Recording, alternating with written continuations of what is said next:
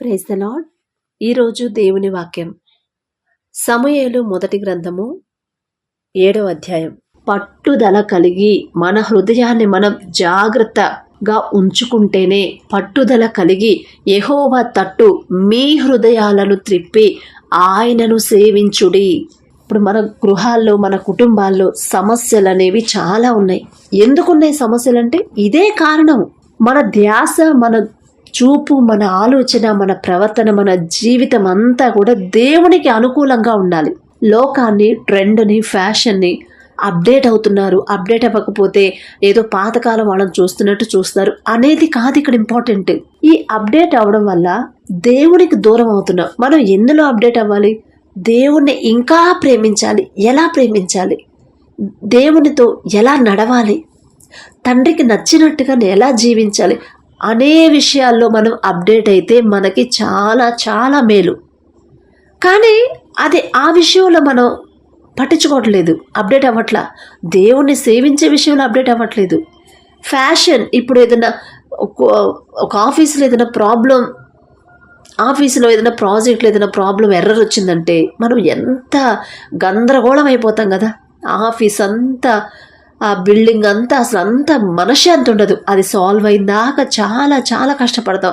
ఎక్కడ తప్పు జరిగింది, ఎక్కడ తప్పు జరిగింది, ఎక్కడ తప్పు జరిగింది, ఎవరు మిస్టేక్ చేసింది, ఎవరు మిస్టేక్ ఎలా వచ్చింది అని ఎన్ని మల్లగుల్లాలు పడిపోతాము ఆ ప్రాబ్లం సాల్వ్ చేయడానికి. కానీ మన జీవితాలకు వచ్చేసరికి అసలు దేవునికి ఇష్టంగా మనం జీవిస్తున్నామా లేదా? ఒకవేళ జీవిస్తే మన గృహాలు ఎలా ఉంటాయో మనకు తెలుసు. అలా కాకుండా దేవుని నుంచి దూరం అయిపోతే అప్పుడు అనుకోని సమస్యలు, సడన్గా పరిస్థితులన్నీ మారిపోతాయి. సడన్గా అనారోగ్యం, అప్పులు, ఆర్థిక ఫైనాన్షియల్ ప్రాబ్లమ్స్. ఎందుకు ఇట్లా వస్తుంది? తప్పెక్కడ జరిగింది? అసలు తప్పెక్కడ జరిగింది అని మన మనసు పెట్టి పట్టుదల కలిగి, మనలో ఏమైనా తప్పు జరిగిందా? నా భార్య దగ్గర కానీ, భర్త దగ్గర కానీ, నా బిడ్డలు కానీ తప్పుదారిలో నడుస్తున్నారా? మేమేమన్నా, మా కుటుంబంలో ఎవరైనా దేవునికి వ్యతిరేకంగా నడుచుకుంటున్నామా? లేకపోతే నేను ఇంత భారంగా ప్రార్థన చేస్తున్నాను, అయినా సరే ఏదో విషయంలో ఖచ్చితంగా నేను దేవుని దృష్టిలో తప్పు చేసే ఉంటాను. లేకపోతే తండ్రి నాకు ఈ పరిస్థితి నాకు ఎలా చేయడు అని ఆలోచించుకోవాలి. ఒక కంపెనీలో, ఒక ప్రాజెక్టులో ఒక తప్పు వచ్చిందంటే అది సాల్వ్ అయిందాక ఎన్ని హైరాణ పడిపోతాం. అదే కుటుంబంలో ఒక మిస్అండర్స్టాండింగ్స్ కానీ ఏదైనా సరే, అప్పటిదాకా మంచిగా ఉన్నది సడన్గా ఏదైనా చేంజ్ అయిందంటే అసలు దేనివల్ల, ఎక్కడ తప్పు జరిగింది, నేనెవరితోనన్నా దురుసుగా ప్రవర్తించానా, నేనేమన్నా నా మాట జారేనా, దేవునికి అనుకూలంగా తండ్రికి నచ్చని పని ఏదైనా చేశానా అని మనల్ని మనం ఒకసారి పరిశీలన చేసుకోవాలి. అదే నేను చెప్పేది. ఆ పట్టుదల మనకుంటే ఖచ్చితంగా తండ్రి సహాయం చేస్తాడు. అయ్యా, నేను ఏదో తప్పు చేసే ఉంటాను, నా తప్పు లేకుండా నా కుటుంబంలోకి ఈ సమస్యలు రావు, అది నాకు తెలుసు. తప్పు నేనే చేస్తుంటాను. నేనా, లేకపోతే నా బిడ్డలు చేశారా, నాకు తెలియట్లేదయ్యా. ఖచ్చితంగా తప్పు మాదే, అందుకే మాకు ఈ సమస్యలు వచ్చాయి. అప్పుడు అవుతున్నాయి అంటే ఇంతకుముందు అవ్వలేదు, ఇప్పుడు అవుతున్నాయి అంటే మేమే ఏదో మీకు వ్యతిరేకంగా తప్పు చేసి ఉంటాం ఖచ్చితంగా. ఆ తప్పు ఏదో మాకు తెలియదు, కానీ దయచేసి క్షమించండి అయ్యా, ఇంకెప్పుడు అలాంటి తప్పు చేయకుండా ఉండే మనసు నాకు ఇవ్వండి అయ్యా అని పట్టుదలతో తండ్రిని అడిగితే, పట్టుదల కలిగి తండ్రి తట్టు మన హృదయాలు త్రిప్పాలి. మన మనస్ఫూర్తిగా మన హృదయాన్ని కృమ్మరించాలి. అందుకే చెప్పేది, మన హృదయాలు మనస్ఫూర్తిగా పట్టుదల కలిగి, మన కాన్సన్ట్రేషన్ పెట్టాల్సింది, మన మైండ్ పెట్టాల్సింది, మనం అప్డేట్ అవ్వాల్సింది మన ఈ లోకపరమైన జీవితంలో కాదండి, దేవునికి సంబంధించిన విషయాల్లో అప్డేట్ అవ్వాలి. తండ్రికి ఇంకా దగ్గర ఎలా అవ్వాలి, దేవుని వైపు ఇంకా నేను తండ్రికి ఇష్టంగా ఎలా నడుచుకోవాలి, నా కుటుంబంలోకి సమస్యలు రాకుండా ఉండాలంటే ఖచ్చితంగా నేను మనస్ఫూర్తిగా నా తండ్రిని నేను సేవించాలి. తండ్రి చెప్పిన పనులే నేను చేయాలి. లోకాన్ని నేను ఫాలో అవ్వకూడదు. అవి నాకు సంతోషం కలిగించిన, నా హృదయానికి ఆనందం కలిగినా సరే నాకు అవసరం లేదు.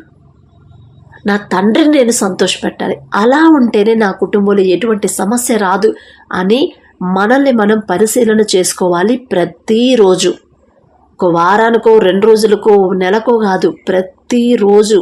ఇశ్రాయేలీయులు అదే చేశారు. ఇప్పుడు మనం ఎలా అయితే లోకాన్ని ఫాలో అవుతున్నామో, లోకాన్ని అనుసరిస్తున్నామో, అసలు బైబిల్ని పక్కన పెట్టేసి మన ఇష్టం వచ్చినట్టు మాట్లాడతాం, మనకు నచ్చినట్టు బ్రతుకుతున్నాము కాబట్టి మన కుటుంబాల్లో ఎన్ని సమస్యలు.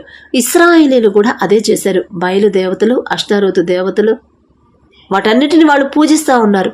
ఆ రోజు ఎప్పుడైతే సమూయేలు గారు చెప్పారో, అమ్మా ఇదిగో అయ్యా మీరు ఫిలిష్తీయుల చేతిలో మీరు ఓడిపోతున్నారు, ఎందుకంటే ఇదిగో ఈ పనులు మీరు చేస్తున్నారు, ఆ పనులు దేవునికి నచ్చవసలు, తండ్రికి అసలు అసహ్యమైన పనులయ్యి మీరు ఎందుకు చేస్తున్నారు, అవన్నీ తీసి పక్కన పెట్టి ఎప్పుడైతే మీరు మనస్ఫూర్తిగా మీ పూర్ణ హృదయంతో మనసంతా మనస్ఫూర్తిగా దేవుని వైపు మళ్ళీ, ఇప్పుడు మీరు వేటినైతే ఫాలో అవుతున్నారు అవన్నీ తీసి పక్కన పెట్టేసి, అది హెయిర్ స్టైల్ అయినా ఇంకొకటైనా లాంగ్వేజ్ అయినా, చూపైనా, ప్రవర్తన అయినా, ఫ్యాషన్ అయినా, స్టైల్ అయినా, ఏదైనా సరే అదంతా తీసి పక్కన పెట్టేసి మీ మధ్య నుండి తీసివేసి పట్టుదల కలిగి, నాకు ఈ లోకంతో నాకు వద్దు, నాకు సంబంధం వద్దు అసలు ఈ లోకంతో, నా దేవుని దృష్టిలో నేను మంచిగా ఉండాలి, నా తండ్రికి ఇష్టంగా నేను జీవించాలి, లోకస్తులు ఎన్నైనా అనుకోని నాకు ఏం పట్టించుకోను, నా తండ్రి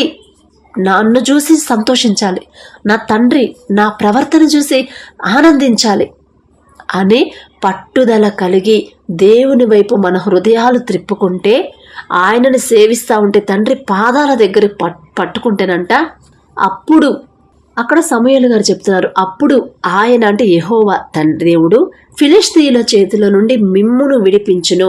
ఇప్పుడు మన సమస్యలు, మన ప్రాబ్లమ్స్, మన హెల్త్ ఇష్యూస్, మన ఫైనాన్షియల్ ప్రాబ్లమ్స్, ప్రతి సమస్యలో నుంచి మనల్ని విడిపిస్తాడు తండ్రి. ఎప్పుడైతే సమూయేలు గారు చెప్పారో అంతటా ఇశ్రాయేలీయులు బయలు దేవతలను, అష్తారోతు దేవతలను తీసివేసి యెహోవాను మాత్రమే సేవించిరి. ఒక్కసారి మీరు మీ జీవితాల్లో మీరేం చేస్తున్నారు? తండ్రినే సేవిస్తున్నారా, లేకపోతే లోకాన్ని కూడా సేవిస్తున్నారా? అష్టారోతులు, బయలుదేవతలని, ఈ లోకపరమైన వాటిని మీరు పూజిస్తున్నారా? ఒక్కసారి చెక్ చేసుకోండి. మీ కుటుంబాల్లో ఒక ప్రాబ్లం వచ్చినప్పుడు మనం ఎలా ఉన్నాము? నేను అదే చెప్పేది, ఒకసారి వెనక్కి వెళ్ళండి. ఇప్పుడు నిన్న ఏం చేసాం? నేనేమన్నా చేశానా? నా తండ్రికి వ్యతిరేకంగా నేనేమన్నా చేశానా? ప్రార్థన చేస్తున్నాను, అయినా సరే సమస్యలు వస్తున్నాయి అంటే తప్పు ఖచ్చితంగా నాదే ఉండింది. నేనే తెలియకుండా నా భర్తకు వ్యతిరేకంగా మాట్లాడనేమో, నా పెద్దవాళ్ళకి నేను లోబడలేదేమో, లేకపోతే నా తోటి వారితో నేను దురుసుగా మాట్లాడనేమో.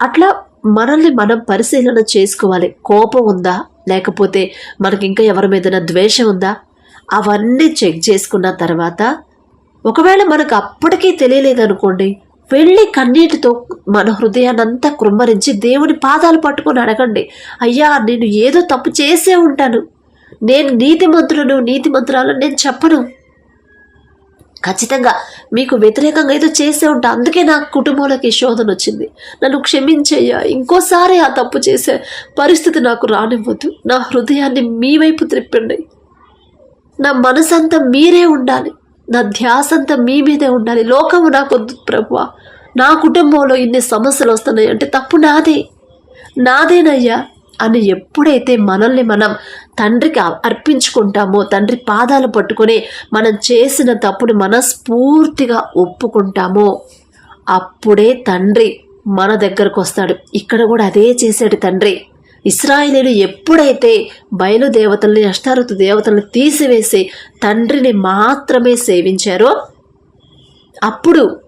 అప్పుడు సమూయేలు ప్రార్థన చేస్తున్నాడు. సమూయేలుతో చెప్పాడు, అయ్యా మీరు చెప్పినట్టు మేము చేస్తాము, కానీ మా పక్షాన మాత్రం మీరు ప్రార్థన చేయండి, ప్రార్థన చేయడం మాత్రం మానుకోవద్దయ్యా ప్లీజ్ అని సమూయేలు గారిని వాళ్ళు బతిమలాడి, తండ్రి సహాయాన్ని మీరు అడగండి, మేము కూడా చేస్తాము, ఇదిగో ఆ దేవతలు అన్నీ మాకేమొద్దు, ఈ లోక ఫ్యాషన్లు, ఈ చెడలవాట్లు, ఈ దురలవాట్లు, ఈ పాపపు ఆలోచనలు, పాపపు చూపులు మాకేమొద్దు, మా తండ్రి మాకుంటే చాలు, మా తరపున మీరు ప్రార్థన చేయండి అని. అప్పుడు మనం ఎప్పుడైతే మనస్ఫూర్తిగా వాటిని వదిలేసేయాలి అని అనుకుంటామో, మన హృదయంలో నుంచి ఆలోచనలు తీసేసేయాలి అని పట్టుదల కలిగి మనం ఒక నిబంధన చేసుకుంటామో, అప్పుడు మనం నిర్ణయించుకోవాలి. అప్పుడు ఖచ్చితంగా తండ్రి అప్పుడు సమూయేలు గారిని వాళ్ళు చెప్పారు, అయ్యా ప్రార్థన మేము చేస్తాం, కానీ మీరు మాత్రం ప్రార్థన మా పక్షాన చేయండి అయ్యా, మీరు మాత్రం మానొద్దు ప్రార్థన చేయడం అని అన్నప్పుడు అప్పుడు సమూయేలు ప్రార్థన చేశాడు కదా యెహోవాకి, అయ్యా ఏదో తెలియక చేశారు, క్షమించండి. వాళ్ళు మనస్ఫూర్తిగా వాళ్ళు చేసిన తప్పు ఒప్పుకుంటున్నారు, వాళ్ళ జీవితాలు మీ వైపు త్రిప్పుకుంటున్నారు, వాళ్ళ హృదయాన్ని మీ వైపు త్రిప్పుకుంటున్నారు. మీకు తెలుసు తండ్రి, ఏదో తెలియక చేశారు, క్షమించయ్యా వాళ్ళ పాపాలు అని చెప్పినని ఎప్పుడైతే ఇశ్రాయేలీల పక్షాన యెహోవాకు ప్రార్థన చేసినప్పుడు యెహోవా అతని ప్రార్థన అంగీకరించెను. ఎవరి ప్రార్థన?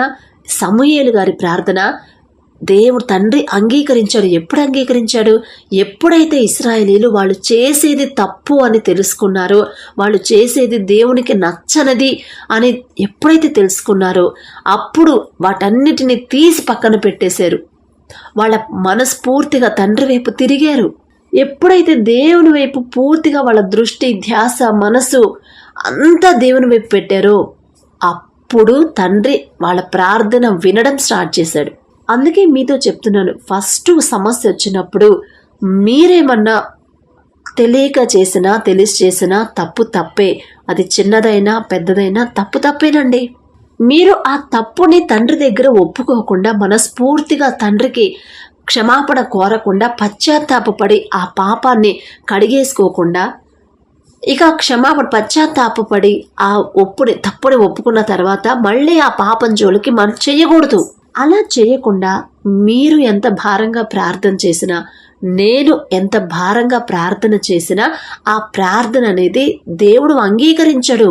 ఇక్కడ ఇశ్రాయేలీల పక్షాన సమూయేలు గారు ప్రార్థన చేసినప్పుడు తండ్రి ఆ ప్రార్థన అంగీకరించాడు. ఎందుకంటే వాళ్ళ మనసులు తిప్పుకున్నారు, వాళ్ళు చేసేది తప్పు అని వాళ్ళు గ్రహించారు.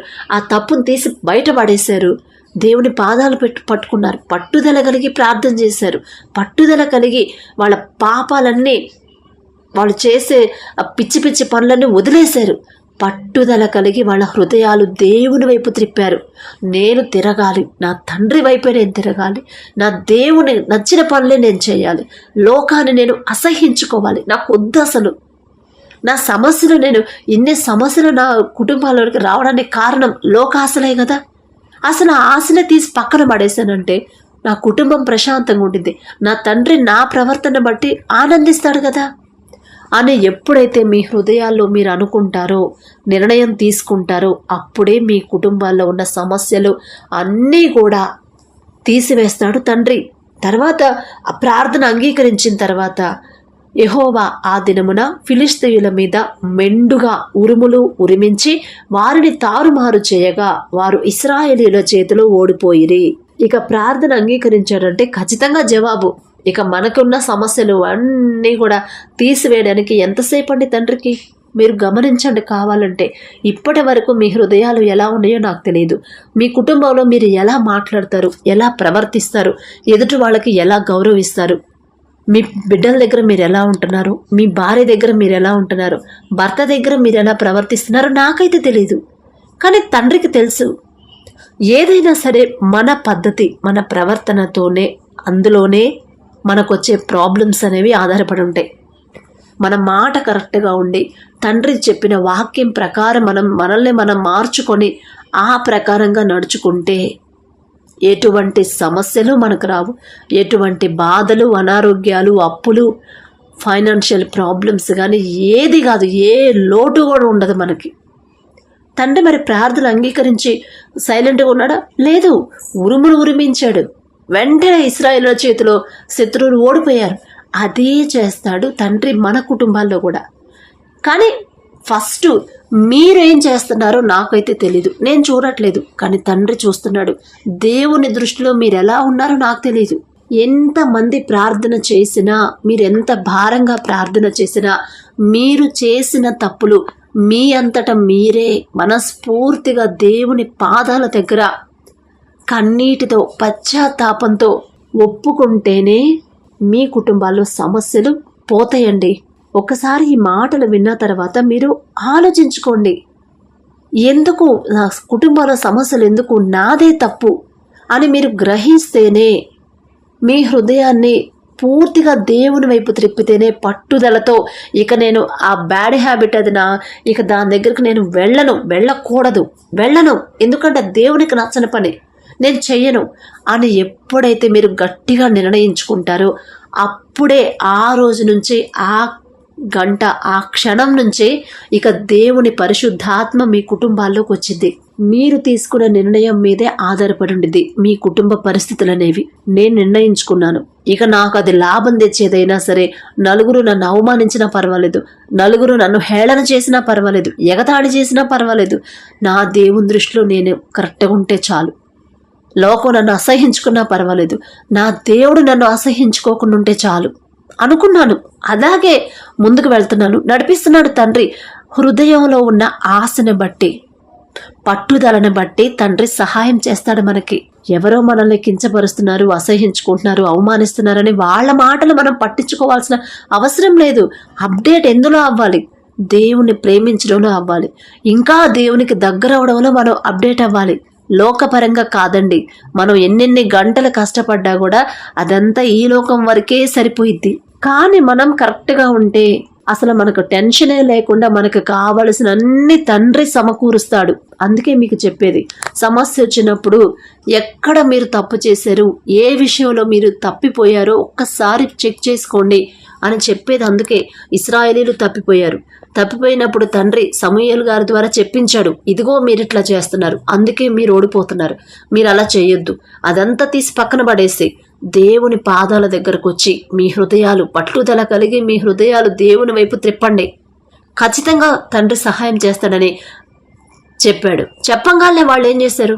మనం మన కష్టం కదా మనకైతే, అయినా సరే కష్టమైనా సరే పట్టుదల కలిగి మీరు ఎలా ప్రవర్తిస్తున్నారో భర్త దగ్గర, భార్య దగ్గర, బిడ్డల దగ్గర, పక్కన వాళ్ళ దగ్గర, ఎదుటి వాళ్ళ దగ్గర, కొలిస్ దగ్గర, బంధువుల దగ్గర, ఎక్కడైనా సరే ఎలా ఉంటున్నాము, మన మాట ఎలా ఉంటుంది, మన చూపు, మన ప్రవర్తన, ఇవన్నీ గమనిస్తాడండి తండ్రి. మనం ఎంత సంపాదిస్తున్నామో, ఎంతసేపు ప్రార్థన చేస్తున్నామో, ఎన్ని రోజులు ఉపవాసం ఉంటున్నాం అనేది కాదు చూసేది. అసలు మనం ఎలా ఉంటున్నాం, ఎలా ప్రవర్తిస్తున్నాం, ఎలా మాట్లాడుతున్నాం, అల్లరి చిల్లరగా ఉంటున్నామా, అది దేవునికి నచ్చవసలు. అయ్యి మన చూపు వంకరగా ఉంటుందా, నచ్చదు అసలు. మన మాట గర్వంతో ఉంటుందా, అసలు నచ్చదు. ఇక మనకు ప్రాబ్లమ్స్ స్టార్ట్ అయ్యింది. దేవుని పరిశుద్ధాత్మ మన కుటుంబం నుంచి వెళ్ళిపోయింది. ఎప్పుడైతే ఇలాంటివన్నీ మన కుటుంబాల్లో ఉంటాయో మీరు గమనించుకోండి. నేను ఎన్నిసార్లు చెప్పినా ఇదే చెప్తాను, మీరు అంత ప్రార్థన చేయండి, ఇంతసేపు ప్రార్థన చేయండి అని చెప్పడం కన్నా అసలు మీరు ఎలా ఉంటున్నారు, మన ప్రవర్తన ఎలా ఉంటుంది, దేవునికి నచ్చే పనులు మనం చేస్తున్నామా లేదా అనేది మీరు గమనించుకొని తగ్గింపు ప్రార్థన అలవాటు చేసుకోండి. తగ్గింపు ప్రార్థనే తండ్రికి చాలా చాలా ఇష్టం. ఆసక్తిగా, ఇంట్రెస్ట్గా వింటాడు మనం చేసే ప్రార్థన. కాబట్టి ఇలా మనల్ని మనం దారి తప్పకుండా తండ్రి సహాయంతో సరైన దారులు నడిపించాలని దేవుణ్ణి అడుగుదాం. దయచేసి అందరూ కళ్ళు మూసుకోండి. కృపగల దేవా మీకే స్తోత్రం, రాజాది రాజా మీకే స్తోత్రం, దేవాది దేవా మీకే స్తోత్రం నా తండ్రి.